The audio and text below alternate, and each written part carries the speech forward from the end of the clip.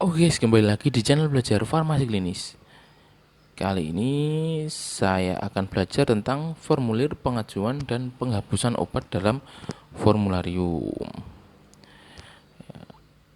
Di materi sebelumnya kita sudah belajar tentang apa itu KFT, kemudian kriteria obat masuk formularium itu seperti apa, kemudian penyusunan formulariumnya itu seperti apa. Nah, ini adalah episode terakhir, yaitu episode formulir pengajuan dan penghapusan obat dalam formularium.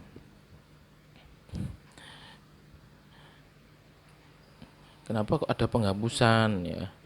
Ya, karena berdasarkan evaluasi penggunaan obatnya ya, EPO-nya itu ada monitoring penggunaan obatnya itu sudah disediakan tetapi tidak dilakukan persepan. Jadi perlu dilakukan penghapusan ya, penghapusan obat dalam formularium. Nah, kenapa kok dilakukan pengajuan? Karena ya itu kebutuhan ya, dibutuhkan untuk obat ini masuk dalam formularium.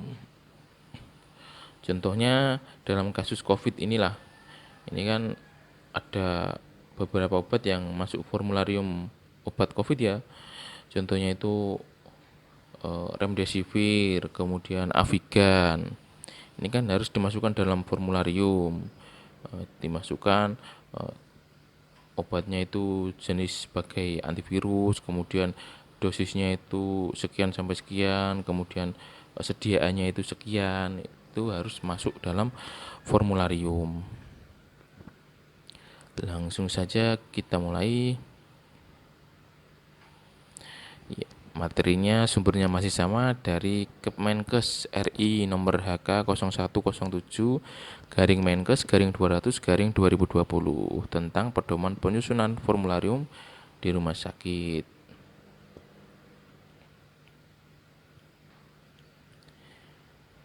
Ya, ini adalah formulir pengajuan obat untuk masuk dalam formularium ya. Ada formulirnya ya, tidak sekedar dibicarakan kemudian dimasukkan, tidak, ada formnya. Caranya itu pengajuan ya, pengajuan untuk masuk dalam formularium. Isinya apa saja sih? Yang pertama itu nama generiknya apa, kemudian bentuk sediaan dan kekuatan, kemudian indikasinya itu digunakan sebagai apa, kemudian alasan permintaannya itu apa ya. Cuma 4 itu yang harus dijawab ya.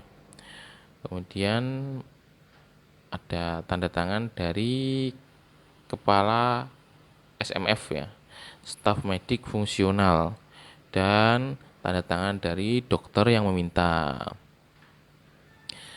Untuk catatannya, formulir ini harus diisi lengkap, dicap stempel SMF dan dikirimkan ke Komite Farmasi dan Terapi Rumah Sakit. Ya, ini permohonan penambahan obat akan dimasukkan dalam formularium rumah sakit yang diajukan setidaknya memuat mekanisme farmakologi obat dan indikasi yang diajukan. Kemudian B, alasan mengapa obat yang diajukan lebih baik daripada yang sudah ada dalam formularium. Dan yang ketiga, bukti ilmiah dari pustaka yang mendukung perlunya obat dimasukkan ke dalam formularium. Ini poin-poin tambahan dalam pengajuan obat ya untuk masuk formularium. Mekanismenya itu seperti apa, kemudian alasannya itu kenapa obat ini diajukan. Misal kalau ada obat jenisnya yang sudah ada, kenapa alasannya kok obat ini diajukan, begitu loh maksudnya itu. Kemudian bukti ilmiah atau pustaka yang mendukung ya, contohnya itu jurnal.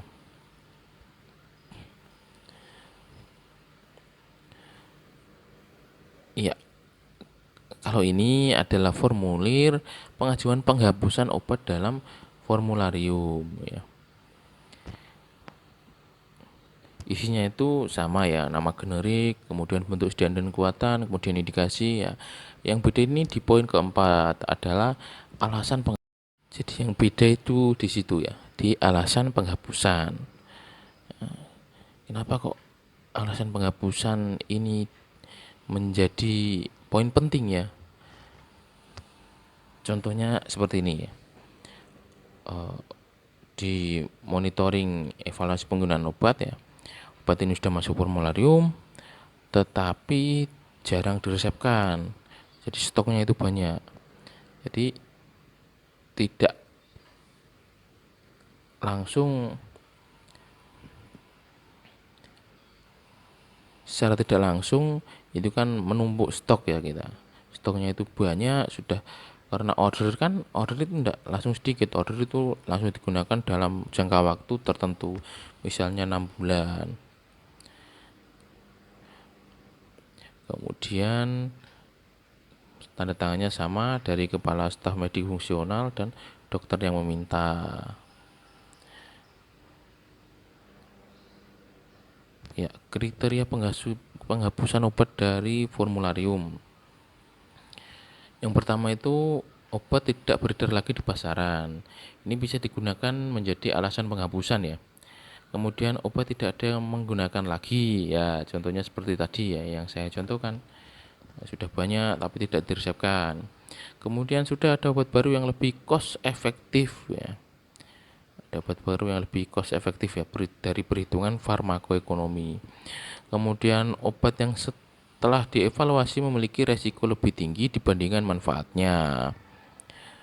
Kemudian berdasarkan hasil pembahasan oleh Komite Farmasi dan Terapi ya, sudah dibahas di KFT. Kemudian terdapat obat lain yang memiliki efikasi yang lebih baik dan efek samping yang lebih ringan. Kemudian masa berlaku NIE telah habis dan tidak diperpanjang oleh industri farmasi. Begitu. Ini menjadi kriteria penghapusan obat dari formularium yang bisa digunakan dalam alasan penghapusan. Begitu. Iya, selesai. Baik, selesai sudah pertemuan kita kali ini. Kita ketemu di video berikutnya. Salam belajar farmasi klinis. Semangat belajar.